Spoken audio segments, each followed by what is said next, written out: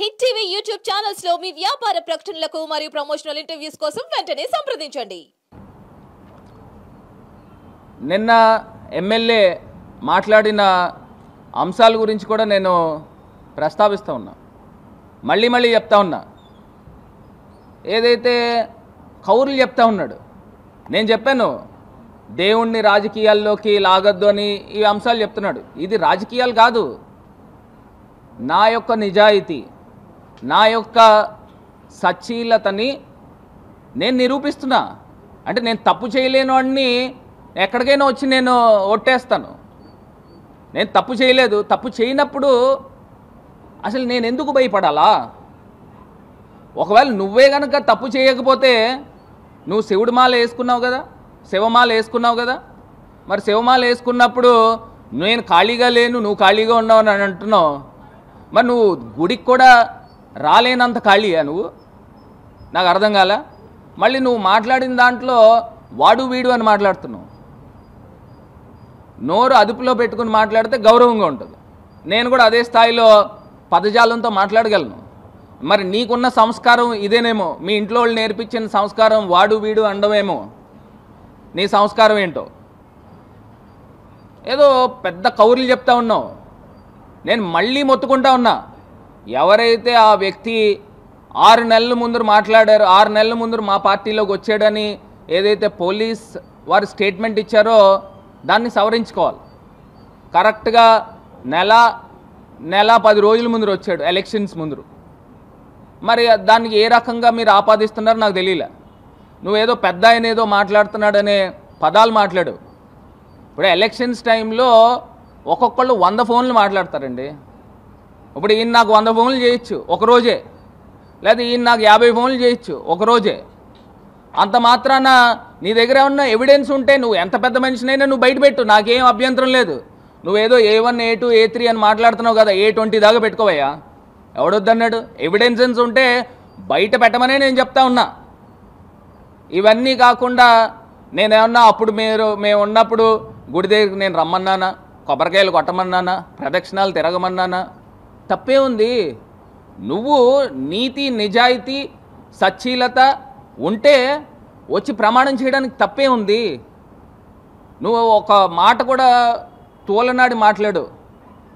శివుడు పారిపోతాడనే పదాలు, శివయ్య పారిపోతాడనే పదాలు ఎట్లా మాట్లాడుతున్నావు? ఏంటి అహంకారమా? నువ్వు అయ్యింది కేవలం ఒక ఎమ్మెల్యే బాబు. ఎమ్మెల్యే 4 రోజులు కాలా. ఎమ్మెల్యే అంటే ఒక ఎమ్మెల్యే 175లో నువ్వు ఒకటివి. నువ్వేదో ఒక సీఎం కిందో డిప్యూటీ సీఎం కిందో మాట్లాడుతూ ఉన్నావు. ఏదో తమరు బఫూన్ ఫేస్ చూసి ప్రజలు ఓట్లేలా. పవన్ కళ్యాణ్ గారి యొక్క చరిష్మాతో నువ్వు గెలిచావు. ఇంకా ఒక రకంగా నేను ఒక అడుగు ముందుకు వేసి చెప్పాలని అంటే, ఈ తెలుగుదేశం పార్టీ వాళ్ళందరూ కూడా ఇప్పుడు మీరు అధికారంలోకి వచ్చారనంటే పవన్ కళ్యాణ్ గారి వల్లనే వచ్చారు. ఆయనకి మీరు అందరూ కూడా గుడి కట్టి పూజ చేసుకోవాలి. మీరు ఆయన లేకపోతే మీరేం అధికారంలోకి వచ్చే సందర్భాలు ఏం లేవు, అది మర్చిపోబాకండి. అది కాకుండా చంద్రబాబు నాయుడు గారు ఇచ్చిన అబద్ధపు బూటక హామీలు, అలవి కాని హామీలు. ఇప్పుడు నాకు ఎవరైనా ఒక 10,000 జీతం ఇస్తున్నారనుకోండి, ఆ పక్కన వాడు నేను 30,000 నీకు జీతం ఇస్తానంటే మనం ఏం చేస్తాము? సరే 30,000 దగ్గరికి వెళ్తాం కదా. న్యాచురల్గానే జగనన్న నేను ఒక్కరికి అమ్మఒడి ఇస్తానంటే, చంద్రబాబు నాయుడు గారు నేను 4 ఉంటే 4, 5 ఉంటే 5కి అమ్మఒడి ఇస్తానంటే నిజంగా ప్రజలు కూడా ఆశపడ్డారు. ఇది కాకుండా ప్రతి ఇంట్లో కూడా మహిళ ఉంటే 1,500 నెల ఇచ్చేస్తాను. ఇవన్నీ కూడా ఏంటంటే హామీలు ఇచ్చుకుంటూ పోయాడు. ముందర అధికార పీఠం ఎక్కేయాలి, కుర్చీ ఎక్కేయాలి. దాని తర్వాత అవి నిలబెట్టుకుంటారా లేదా అనేది సెకండరీ. ఇవన్నీ చూసి ప్రజలు ఆశపడి ఓట్లేశారు తప్పితే మన ఫేస్ చూసి కాదు, మన ఫేస్ వాల్యూ చూసి కాదు. ఇవన్నీ కూడా ఫస్ట్ నువ్వు ఆలోచన చేసుకో. అసలు నువ్వెవడో కూడా రాజమండ్రిలో ఎవరికి కూడా పెద్దగా సరిగ్గా తెలీదు. నువ్వేదో నా గురించి మాట్లాడుతున్నావు కాబట్టి మిగతా ఛానల్లోనూ వీటిల్లోనూ తమరు ఫేస్ ఏదో చూపిస్తున్నారు. మన ఏదో మన గొప్పతనమేం కాదు. నువ్వు తీసుకుని వచ్చి నా గురించి ఫేస్బుక్లో లైవ్ పెట్టావు. నిన్న కూడా మన కుర్రోళ్ళు చెప్తా ఉన్నారు. ఆ లైవ్ పెడితే ఆ లైవ్ పెట్టిన దాంట్లో 12,000 13,000 మంది చూశారంట. అదే నువ్వు పెట్టిన అరగంట తర్వాత గంట తర్వాత నేను పెట్టా. నేను పెట్టిన తర్వాత 5 లక్షల పై మంది చూశారు. అది నీ రేంజు, ఇది నా రేంజు. నువ్వు పెడితే 10-12 వేల మంది చూస్తున్నారు, నేను పెడితే 5 లక్షల పై మాట ప్రజలు చూస్తూ ఉన్నారు. ఏదో నువ్వు కూడా పోల్ చేసుకోవడమే. ఏదో తమరు ఫేస్ చూసి తమరేం ఇక్కడ గెలవాలా ఫస్ట్ తెలుసుకోండి. ఇందులో కూడా మాకు రకరకాల అనుమానాలు ఉన్నాయి. ఇలాగా నేను ఇప్పుడు ఇందాక చెప్పానుగా, వీళ్ళందరినీ చూసి ప్రజలు గమ్మున ఆశపడి ఓట్లేశారు. ఇవన్నీ కూడా గుర్తుపెట్టుకో. ఖచ్చితంగా మీ పైన ఇంకా చాలా బృహత్తరమైన బాధ్యత ఉంది. ఏం బాధ్యత అంటే, ఇప్పుడు మీరు ఏవైతే హామీలు ఇచ్చారో ఇవన్నీ కూడా నిలబెట్టుకోండి. ప్రజలు కూడా ఎదురు చూస్తూ ఉన్నారు. ఈ పాటికి అమ్మఒడి రావాలా, ఎందుకు ఇవ్వాలా? ఈ పాటికి పిల్లలకి స్కూల్ డ్రెస్సులు, యూనిఫామ్ల దగ్గర నుంచి, బ్యాగుల దగ్గర నుంచి అన్నీ ఇవ్వాలా, ఎందుకు చేయలే? విద్యా దీవెన, వసతి దీవెన, రైతు భరోసా ఇవన్నీ కూడా రావాలా? ఈ పాటికి జగనన్న ఉండి ఇవన్నీ ఎప్పుడో అకౌంట్స్లో బటన్ నొక్కి ఉండేవారు, ప్రజలకి వెళ్ళుండే. ఇవన్నీ కూడా ఇవ్వలేదుగా. ఇవాళ కూరగాయల రేట్లు ఏంటి నాయన చెప్పండి. ఏదో పెద్ద పద్యాలు చెప్పారు కదా, కూరగాయలు ఏంటి ఇవాళ? టమాటా కానీ ఉల్లిపాయ కానీ రేట్లు ఏ రకంగా ఉన్నాయి? సామాన్యులు బతకగలరా? మాటలు చెప్పాలంటే ఎన్నైనా చెప్పచ్చు. ఇప్పుడు నేను ఇక్కడ రాజమండ్రిలో డెవలప్ చేసిన కంబాల్ చెరువుని సర్వనాశనం చేశాడు.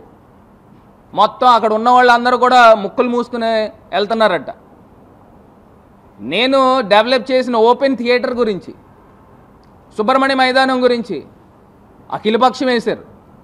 అవన్నీ పెద్ద పనోళ్ళలాగా, పోటుగాళ్ళలాగా అందరూ తిరిగారు.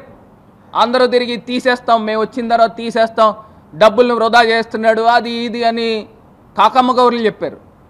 కానీ ఇప్పుడు చేసింది ఏంటండి? మొన్న వరల్డ్ కప్ ఫైనల్స్ జరిగితే 1000 మంది వచ్చారు. 10,000 మంది. మనం కట్టించిన దాంట్లో 10,000 మంది వస్తే ఈ ఎమ్మెల్యే వెళ్ళి వాళ్ళతో పాటు కూర్చొని అక్కడ వీక్షించాడు. అది ఎవరు డెవలప్మెంట్ అయినా? నీదా నాదా? ఎన్ని కౌరులు చెప్పారు? మీ తెలుగుదేశం పార్టీ వాళ్ళు అఖిలపక్షం వేశారు. ఏమైంది అఖిలపక్షం? ఏమైంది బాబు? తీసేస్తా ఉన్నారు కదా, మరి ఎందుకు చూసావు? నిన్నటికి నిన్న కల్కి మూవీ జరిగితే ఆ వెహికల్ని తీసుకొచ్చి అక్కడ డిస్ప్లే చేశారు. ఎన్ని ఈవెంట్స్ జరుగుతూ ఉన్నాయి. ఆ డెవలప్మెంట్ నీదా నాదా? హ్యాపీ స్ట్రీట్ తీస్తావు, ఇవాళ ఉంటే 10,000 మంది పైన పేద ప్రజలు, మధ్యతరగతి ప్రజలు కుటుంబాలతో వచ్చి ఎంజాయ్ చేసేవారు. ఆడ తీసుకెళ్ళి ఆడ పెట్టావు కోట్లింగాల ఘాటు దగ్గర. ఆ ఘాటు దగ్గర ఏముంటాయి? మురికి నీళ్ళు కంపు తప్పితే ఇక్కడ ఏం లేవు. అక్కడ తీసుకొచ్చి అక్కడ పెట్టా. ఎవడు వెళ్తున్నాడు? ఎవరు వెళ్ళరు. ఇప్పటికైనా బుద్ధి తెచ్చుకొని మళ్ళీ తీసుకొచ్చి బ్యాక్ టు పెవిలియన్కి రా. నేనేమి క్రెడిట్ కావాలంటే తీసుకో, తప్పేం లేదు. ఇంకా కావాలంటే సలహాలు ఇస్తాను నీకు. నువ్వు వయసులో నాకు పెద్దోడో చిన్నోడో నాకు తెలీదు, సలహాలు ఇస్తాను నీకు కావాలని. ఇవాళ తీసుకుని వచ్చి ఇక్కడ లాలా చెరువు దగ్గర యోగా పార్క్ నేను డిజైన్ చేయించి, అది మున్సిపల్ నిధులే అనుకుంటా నాకు తెలిసి, దాన్ని తీసుకొచ్చి యోగా పార్క్ పెద్ద పెద్ద స్టాచ్యూస్ డిజైన్ చేయించాం. అది ఇన్స్టాల్ చేస్తూ ఉన్నారు. దగ్గరుండి అవి చూసుకో. నేను ఉండి నా ఎంపీ ల్యాడ్స్ డబ్బులతో దాన్వైపేట రోడ్ వేయిస్తూ ఉన్నాం. చక్కగా ఆ సైడ్ పేవ్మెంట్స్ అన్నీ కూడా మంచి డిజైన్స్ వేయిస్తున్నాం. అది చక్కగా చేయించుకో. మంచి మంచి లైట్స్ ఆర్డర్ చేసాం నా ఎంపీ ల్యాడ్స్ డబ్బులతోనే. అవి దగ్గరుండి చక్కగా మంచి లైట్స్ పెట్టి దాన్వైపేట రోడ్డు పార్క్ చేయిస్తున్నాం. ఒక అద్భుతమైన పార్క్ తయారు చేయిస్తున్నాం. ఆ దగ్గరుండి అన్నీ కూడా చూసుకో. మొన్న నువ్వు నన్ను అన్నావు కదా గుమస్తా, నిన్ను గుమస్తా అనట్లేదు, నువ్వు ఎమ్మెల్యే స్థాయిలోనే చూసుకో.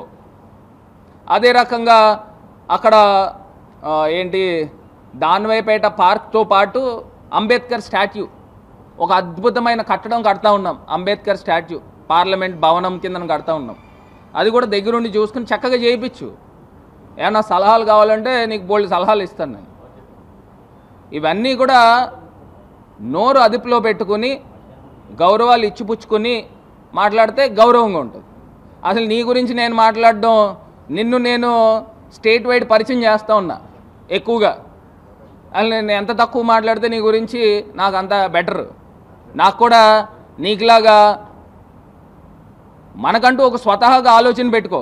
ఇప్పుడు ఇండోర్ స్టేడియం, క్రికెట్ స్టేడియంకి మేము శంకుస్థాపనలు పెట్టాము. ఆ శిలాపలకాలు ఇప్పుడు మోరంపూడి దగ్గర పెట్టించానని పెద్ద ప్రగల్భాలు పలుకుతున్నావు కదా, అది పెట్టించు. ఇవన్నీ కూడా చేయించు. ఇవన్నీ కూడా ఆల్రెడీ సిఎఫ్ఎంఎస్ అకౌంట్స్లో ఇండోర్ స్టేడియంకి, క్రికెట్ స్టేడియంకి ఆల్రెడీ డబ్బులు పడి ఉన్నాయి. ఇవన్నీ కూడా దగ్గరుండి చేయించు. గోదావరి బండుకు కూడా దగ్గరుండి చేయించు. ఇవన్నీ కూడా ఐడియాస్ ఆల్రెడీ ఆన్ పేపర్ ఉన్నాయి. ఈ ఆన్ పేపర్ని దగ్గరుండి ఒక ఎమ్మెల్యే పొజిషన్లో ఉన్నావు కాబట్టి చేయించు. నువ్వు 175 నియోజకవర్గాల్లో ఎమ్మెల్యేల్లో నువ్వు ఒకడివి. మనం ఏం పెద్దగా ఏం ఊహించుకోక్కర్లా.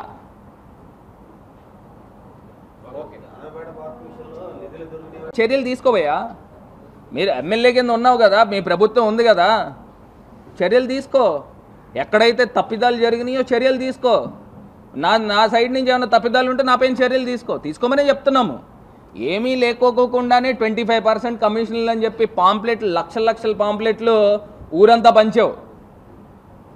మిగతా ప్లేసెస్లోకి వెళ్తే రాజమండ్రిలో భరత్ ఓడిపోవడం ఏంటంటే అని ప్రజలు చెప్తా ఉన్నారు.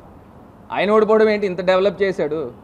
రాజమండ్రిలో ఆదివారం వస్తే వచ్చే జనము రాజమండ్రి జనం కన్నా చుట్టుపక్కల ఊర్ల నుంచి 3 ఇంతలు జనం వస్తూ ఉన్నారు. ఎంతమందికి ఉపాధి కలుగుతుంది, ఎంతమందికి వ్యాపారాలు పెరుగుతూ ఉన్నాయి.